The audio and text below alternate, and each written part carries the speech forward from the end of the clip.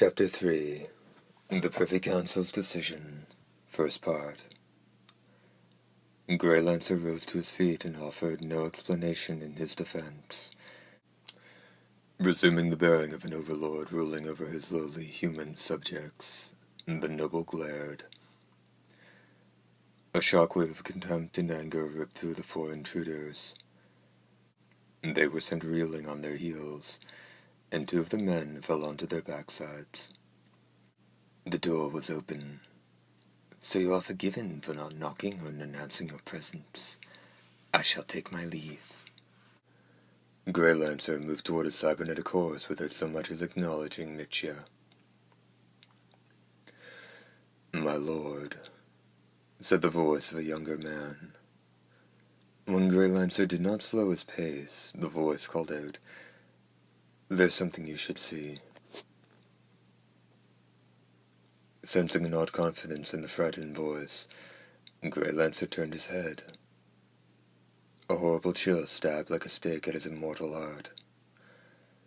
A youth of about 20 with his head wrapped in bandages stood clutching a rusty cross in his outstretched hand. The others let out a cry. Though there were only 4 men, including the chief, their voices rang across the stable with the force of an entire division of men. "So it works," said the youth. "I was wandering around some old religious ruins and came across an ancient tome. I guess what was written in it was true. The nobility fear the crucifix." He nodded at the others behind him, but 2 of the men were paralyzed with fear, as the stakes and hammers trembled in their hands.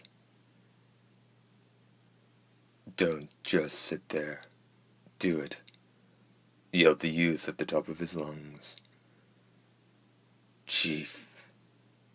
Chief." Greylancer gnashed his teeth. The chief was struck motionless by the fury in Greylancer's voice. The cross was supposed to render the noble unconscious, or so the youth had said. But though the noble had averted his eyes, he hardly appeared shaken, much less about to fall into a swoon. Greylancer hulked over the chief like a mountain. "Have you any idea what you're doing?" "I know it," stammered the chief. His teeth chattered as if to rebuke the temerity of his actions. This is an act for all humanity. A day that will live in history. This night will sound the starting shot of humanity's revolt against the nobility." The last words tripped off his tongue, not from growing calm, but from desperate abandon.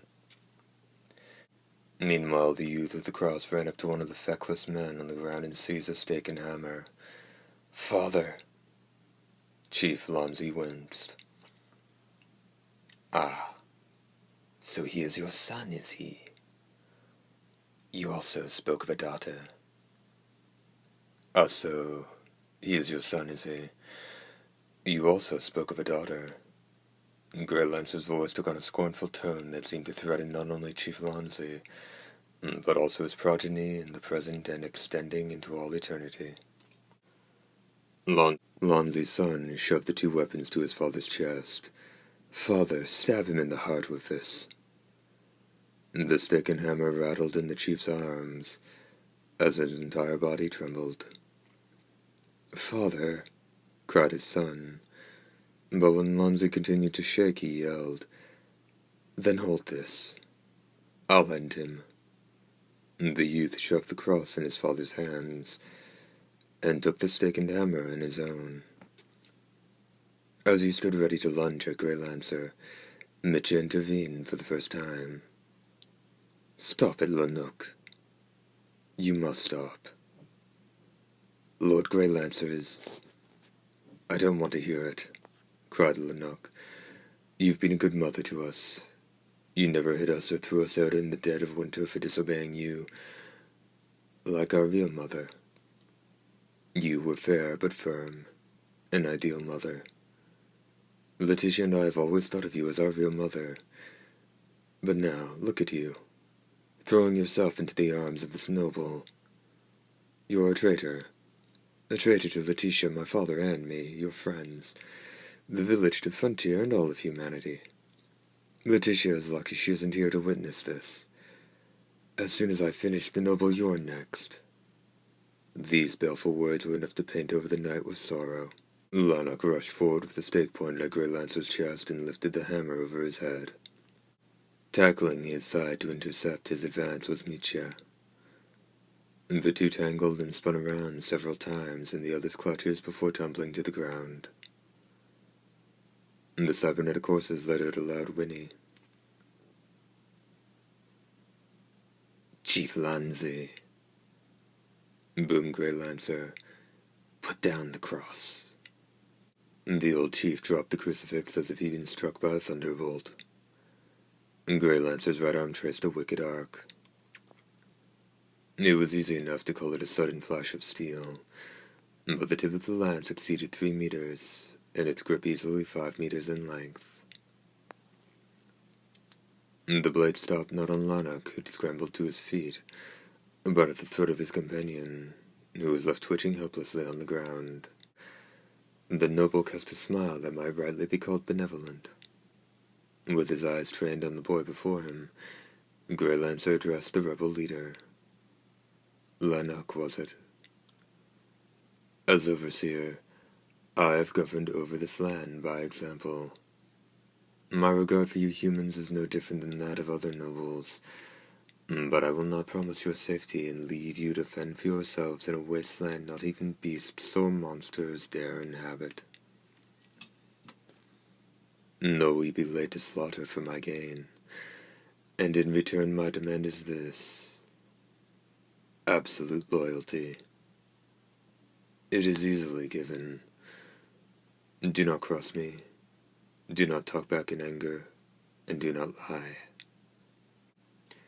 And never raise a sword against me. They are the commandments I have passed down to you at my appointment and have repeated time and again. You have been allowed to live in peace ever since. A peaceful life? Is that not what you humans desire? Ruled by the nobility, surviving on what rations you toss our way. Peaceful.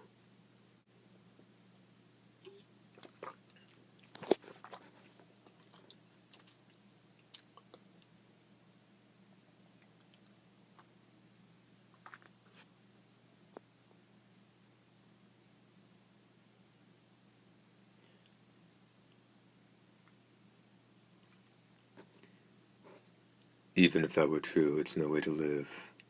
We live and breathe. As long as we are subjugated by your rule, we might as well be dead. What good is living in death?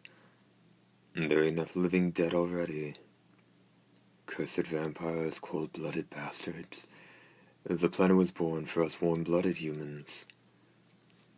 Lennox shouted. You will die proudly, Henry.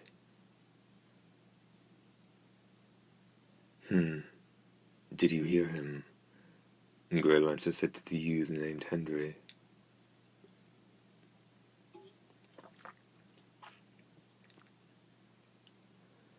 A mere boy who must be defended by his mother. Will you listen to him? The lance dug into the boy's throat. Blood snicked down his neck. Tell me that you want to be saved. Cry and scream that you do not want to die. Grovel before me and beg for your life. Then you will be allowed to live. Then you shall have the honor of serving me. When Henry heard this, a certain look floated across his face. Lanark let out a groan. A servant of the nobility. A human who is bidden and dies by the hand of a noble returns to life with the same abilities of the noble. A human who is bidden and dies by the hand of a noble returns to life with the same abilities of the nobility.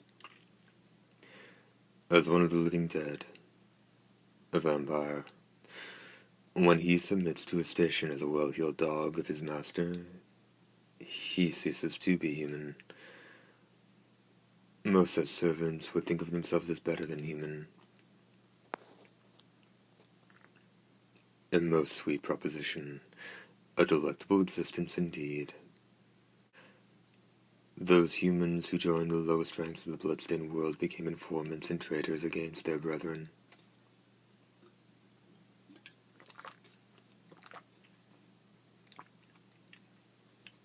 At that moment, a certain look came across the faces of these humans, one of terror, panic, guilt, and an avarice that exceeded all of the former.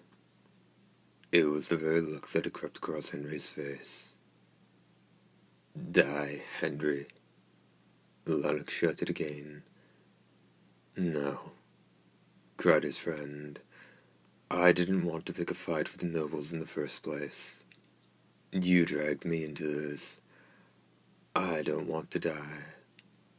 Lord knows I don't want my head torn off and tossed in the streets for crows and monsters to pick at. Henry turned to Greylancer and continued. Yes, make me your servant. Henry turned over onto his heels and touched his forehead against the dirt. Very well. The giant came forward, throwing back his cape. Greylancer grabbed Henry by the hair, pointed his face upward, and buried his face in the boy's neck. Henry, Lanark uttered a heartrending cry.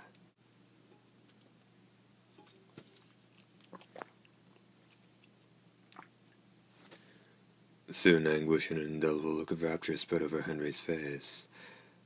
Lanark imagined the blood of another world pouring into his friend's veins. Henry's body convulsed violently.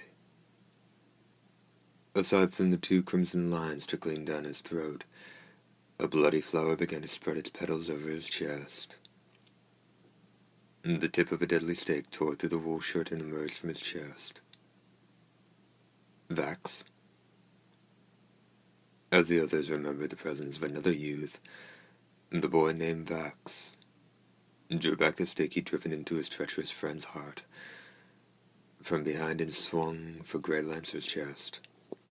The spike had pierced through Greylancer's green and gold embroidered shirt and clear through his chest. Well done. So you are a lad with some courage. Greylancer glanced up at Vax as he passed a free hand across Lanark's face, which was set in an indescribable expression. Alas, too late. Your friend has already fallen prey to my kiss, and you will have to die. A most brutal death. Why? Why? Do you not fall? Vax's mouth opened and closed like that of a fish found in a market. Pray, said Greylancer. Pray to the Lord you believe in, or you will never destroy me. Vax had a Lord he believed in. He would not be able to endure this world otherwise. Though he tried to intone a prayer, memory failed him. I heard that if you pray from your soul, the Lord will be by your side, and I am unable to lay a hand on him. I want to see this Lord. Pray. The noble's inexplicably solemn voice seemed to summon Vax's memory. Amid the stench of blood beginning to fill the stable, Lord, I will fear no evil, for thou art with me. The others listened to the horribly arid voice that came haltingly at first, and then turned into a desperate echo. The Lord is my shepherd. He maketh me to lie down in green pastures. He leadeth me beside the still waters. Perhaps someone among them was aware that Vax's Lord had been born in a manger. Were that the case, perhaps bearing witness to another birth in the stable did not seem strange. Soon the prayer ended. A pious calm pervaded the barn, like moonlight on the holy night. Do you see him? Vax asked. Of whom? It was not clear. Perhaps Greylancer, or Chief Lanzi. Yes, the chief nodded. He is not here. The instant Vax recognized the voice belonging to Greylancer, his head twisted 360 degrees. The sound of his neck bones being crushed reverberated across the barn. What's the matter, Chief? Lanark. After dropping the dead body atop the corpse of the other boy, Greylancer shot a look at Lanark, standing dumbstruck. So your lord does not come even when you give him prayer. I must say I am disappointed. The noble's long lance howled once more, cutting a path for Chief Lanzi's neck. His head sailed through the air in a gush of blood, as the lance took aim at a new target. Greylancer let slip a gasp. Before the sidelong sweep of the lance could slice Lanark's chest in two, Michia had jumped out in front of her son. The blade was wedged halfway into her torso. First part end.